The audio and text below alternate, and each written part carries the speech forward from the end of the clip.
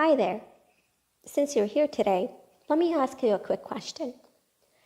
Why do you think the World Speech Day organization bothers with these annual events? Why do you think individuals come together and spare time out of their precious day in order to organize this event that is meant to deliver a message to the world? Have you ever thought about it? It could be possibly because it's their job and they're getting paid for it. But then what about those who volunteer? It's not like they're actually getting a physical reward. But again, it could be because they're benefiting from the experience and it would upgrade their CV. But then, what about those anonymous charity doers? What could they possibly gain from spending their time and money for the sake of others?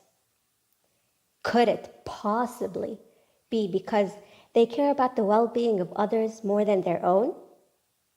Of course. And in fact, all of the examples I mentioned above fall under the same category. And just because one gains from doing something, that doesn't mean they're selfish. It's all about intention. Let me back up a bit and paint you a picture. Humans tend to be strivers. They tend to search for opportunities that would allow their dream to come true. And there is absolutely nothing wrong with that.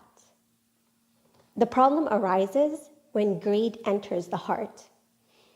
Have you ever heard the quote, "One must love for his brother what he loves for himself"?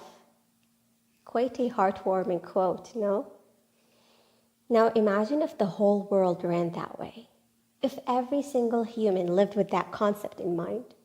I must want for my brother what I want for myself.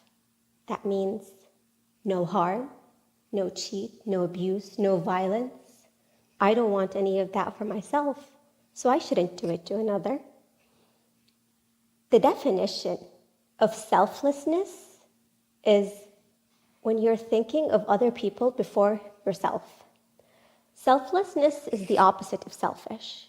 If you're selfless, you think less of yourself and more about people. Now, imagine a world that is filled with selfless people. Now, instead of imagining it, let's work together.